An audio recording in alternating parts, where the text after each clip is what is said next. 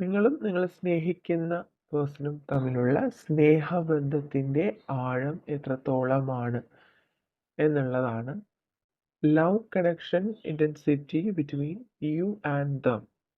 Okay, നിങ്ങൾ തമ്മിലുള്ള സ്നേഹബന്ധം എന്ന് പറയുന്നത് വളരെ വളരെ ആഴമേറിയ ഒന്നാണ് എന്നാണ് ഈ ഒരു സ്പ്രെഡിൽ നിന്ന് വ്യക്തമാകുന്നത്. കൂടുതൽ പേർക്കും ഇത് ഒരു പാസ്റ്റ് ലൈഫ് കണക്ഷനാണ്, സ്ട്രോങ് ആയിട്ടുള്ള പാസ്റ്റ് ലൈഫ് കണക്ഷനാണെന്ന് കാണുന്നുണ്ട്. മേ ബി നിങ്ങൾ കഴിഞ്ഞ ജന്മങ്ങളിൽ പോലും ഒരുമിച്ച് ജീവിച്ചിട്ടുള്ള വ്യക്തികളായിരിക്കാം. ആ ഒരു പാസ്റ്റ് ലൈഫ് കണക്ഷൻ ഇപ്പോഴും നിങ്ങൾക്ക് പലർക്കും ഫീൽ ചെയ്യുന്ന ഒരു റിലേഷൻഷിപ്പാണിത്. അതായത് ഒരു ഇൻഫിനിറ്റ് കണക്ഷനാണ് നിങ്ങൾക്കിടയിലുള്ളത്. എത്ര തവണ ബ്രേക്കപ്പ് ആയിരുന്നാലും എത്ര തവണ നോ കോണ്ടാക്ട് സിറ്റുവേഷനിലായിരുന്നാൽ പോലും നിങ്ങൾക്ക് ആ ഒരു ഇൻഫിനിറ്റ് കണക്ഷൻ എപ്പോഴും നിങ്ങൾക്ക് ഫീൽ ചെയ്യുന്നുണ്ട്. എത്രത്തോളം സ്നേഹം നിങ്ങളുടെ മനസ്സിലുണ്ടോ ചിലപ്പോൾ അതിനേക്കാളേറെ സ്നേഹം നിങ്ങളെക്കുറിച്ച് നിങ്ങളോട് മനസ്സിലുണ്ട് എന്നാണ് ഇവിടെ കാണുന്നത്. മേ ബി ഈ ഒരു കറണ്ട് സിറ്റുവേഷനിൽ അവർ ലൈഫിൽ ഏറ്റവും ഭയങ്കരമായിട്ടുള്ള ഒരു സ്ട്രഗ്ലിംഗ് സിറ്റുവേഷനിലൂടെ അവർ കടന്നു പോകുന്നുണ്ട് എങ്കിൽ പോലും നിങ്ങളോടുള്ള പ്രണയത്തിൻ്റെ കാര്യം വരുമ്പോൾ അതിൽ ഒരു അബണ്ടൻസ് ആണ് ഇവിടെ കാണുന്നത്. അതായത് എത്രമാത്രം അവർ നിങ്ങളിൽ നിന്ന് അകന്നു മാറിയിരുന്നാലും, എത്രമാത്രം അവർ ലൈഫിൽ നെഗറ്റീവ് സിറ്റുവേഷൻസ് ഫേസ് ചെയ്തിരുന്നാൽ പോലും ഒരു നിമിഷം പോലും നിങ്ങളുമായിട്ടുള്ള പ്രണയത്തിൽ ഒരു കുറവും അവരുടെ മനസ്സിൽ വന്നിട്ടില്ല. അത്രമേൽ ആഴമേറിയ ഒരു സ്നേഹമാണ് അവരുടെ മനസ്സിൽ നിങ്ങൾക്ക് വേണ്ടിയിട്ടുള്ളത്. അതായത് അവര് ഇപ്പോൾ എന്ത് വില കൊടുത്തും നിങ്ങളുടെ പ്രണയം അവരിൽ നിലനിർത്താനായിട്ട് ശ്രമിക്കുന്ന ഒരു വ്യക്തിയാണ്. കാരണം അവർക്കറിയാം അവരുടെ ലൈഫിൽ ഒരു പൂർണ്ണത വരണമെങ്കിൽ നിങ്ങൾ അവരോടൊപ്പം എപ്പോഴും ഉണ്ടായിരിക്കണം. മേ ബി അവരൊരു വളരെ നെഗറ്റീവ് ആയിട്ടുള്ള അല്ലെങ്കിൽ വളരെ ടോക്സിക് ആയിട്ടുള്ള ഒരു ലൈഫ് സിറ്റുവേഷൻ ഫേസ് ചെയ്യുന്ന ഒരു വ്യക്തി ആയിരിക്കാം. പക്ഷേ എങ്കിൽ പോലും അവരോടൊപ്പം എപ്പോഴും നിങ്ങൾ ഉണ്ടായിരുന്നാൽ അവരുടെ ലൈഫിൽ ഒരു പൂർണ്ണത ഉണ്ടാവും എന്ന് അവർ വിശ്വസിക്കുന്നുണ്ട്. അതുകൊണ്ട് തന്നെ ആ ഒരു തുടക്കം അല്ലെങ്കിൽ നിങ്ങളുമായിട്ടുള്ള ഒരു ജീവിതമാണ് എപ്പോഴും അവർ ഡ്രീം ചെയ്യുന്നത്. ആ ഒരു കാര്യമാണ് അവരുടെ ലൈഫിൽ ഏറ്റവും കൂടുതൽ സന്തോഷം നൽകുന്നത് എന്നവർ എപ്പോഴും കരുതുന്നുണ്ട്. Okay, yes.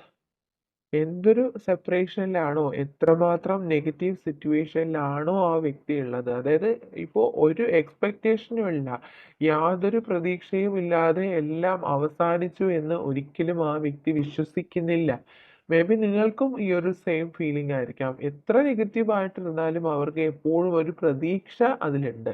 ഇപ്പോൾ പ്രതീക്ഷ ഇല്ലാത്തൊരു സാഹചര്യമാണ് എങ്കിൽ പോലെയും അവർ അതിലൊരു പ്രതീക്ഷ വെക്കുകയാണ്. വളരെ പോസിറ്റീവായിട്ട് ചിന്തിക്കുന്ന ഒരു വ്യക്തിയാണ്. എല്ലാ നെഗറ്റീവ് കാര്യങ്ങളും പോസിറ്റീവായിട്ട് ചിന്തിക്കുന്ന ഒരു വ്യക്തിയാണ്.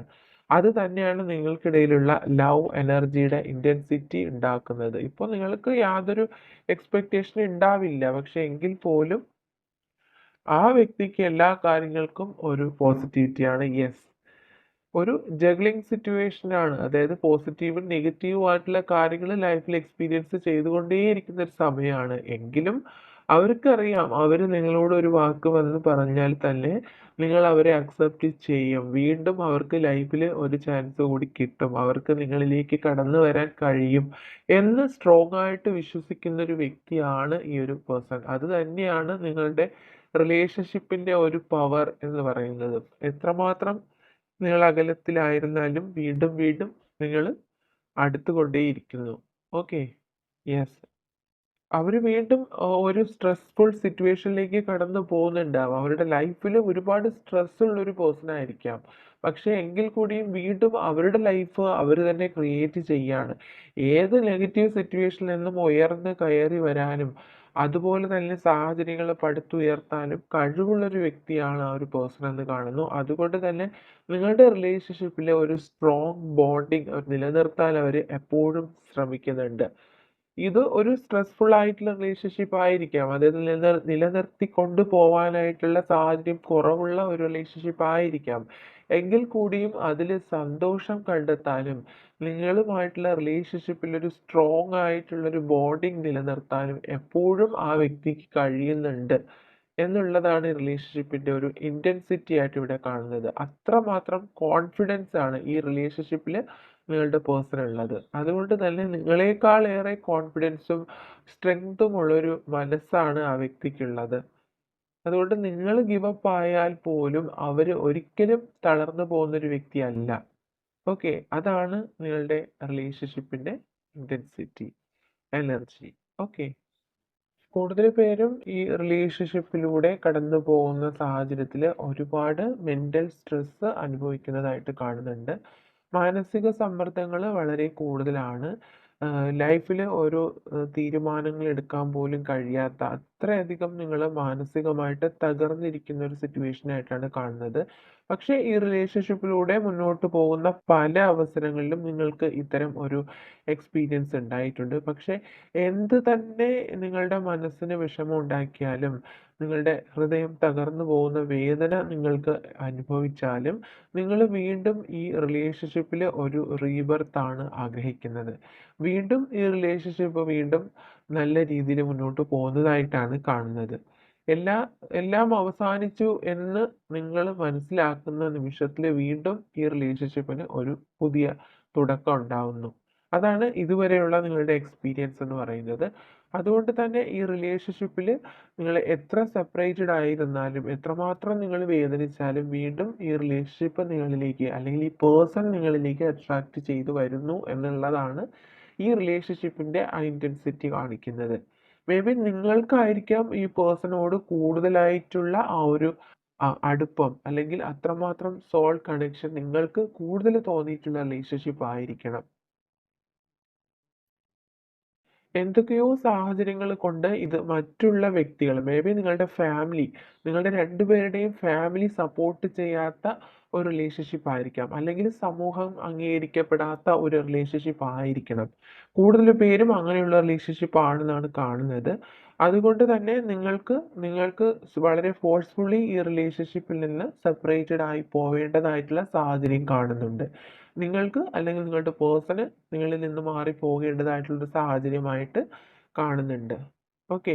അതായത് ലെറ്റ് ഹിം ഗോ ആണ് കാണുന്നത്. അതായത് നിങ്ങൾക്ക് ഫോഴ്സ്ഫുള്ളി ഈ റിലേഷൻഷിപ്പിൽ നിന്ന് മാറി പോകേണ്ടതായിട്ടുള്ള ഒരു സാഹചര്യം ഇപ്പോൾ ഉള്ളതായിട്ട് കാണുന്നുണ്ട്. പക്ഷേ എങ്കിൽ പോലും നിങ്ങളുടെ പേഴ്സൺ അല്ലെങ്കിൽ നിങ്ങൾ ഈ റിലേഷൻഷിപ്പിൽ ഒരു പ്രതീക്ഷ എപ്പോഴും നിങ്ങൾ പ്രതീക്ഷ വെക്കുന്നതായിട്ട് കാണുന്നുണ്ട്. അതായത് നിങ്ങൾക്കറിയാം ഇപ്പോൾ രണ്ട് കാര്യങ്ങളും രണ്ട് സിറ്റുവേഷനും അല്ലെങ്കിൽ രണ്ട് പേഴ്സണും ഒരുമിച്ച് പോകുന്നത് കൊണ്ട് നിങ്ങളുടെ ലൈഫിൽ ഒരുപാട് ട്രബിൾസ് ഉണ്ടാവാൻ സാധ്യതയുണ്ട്. നിങ്ങൾ രണ്ടുപേരും അത് മനസ്സിലാക്കുന്നുണ്ട്. പക്ഷേ എന്തുകൊണ്ടോ നിങ്ങൾ അത് ഒരുമിപ്പിച്ച് കൊണ്ടുപോകാനായിട്ട് വളരെയധികം കഷ്ടപ്പെടുന്നുണ്ട്. വളരെ ബുദ്ധിമുട്ടി ആണെങ്കിൽ പോലും ഈ സിറ്റുവേഷൻ മുന്നോട്ട് കൊണ്ടുപോകാനായിട്ട് നിങ്ങൾ ശ്രമിക്കുന്നുണ്ട്. കാരണം നിങ്ങളുടെ റിലേഷൻഷിപ്പിന് അത്രത്തോളം ഇന്റൻസിറ്റി ഉണ്ട്. മേ ബി നിങ്ങൾക്ക് ആ വ്യക്തിയോടുള്ള പ്രണയം എന്ന് പറയുന്നത് ഒരുപാട് നിങ്ങൾ പ്രതീക്ഷയോടെ സ്നേഹിച്ചൊരു വ്യക്തിയാണ്. ഒരുപാട് ലൈഫിൽ ഫുൾ ഫുൾ ടൈം നിങ്ങളോടൊപ്പം ഉണ്ടാവണം, അല്ലെങ്കിൽ ലൈഫ് ലോങ് കമ്മിറ്റ്മെന്റ് കിട്ടണം എന്ന് ആഗ്രഹിച്ചിരുന്നു നിങ്ങൾ രണ്ടുപേരും.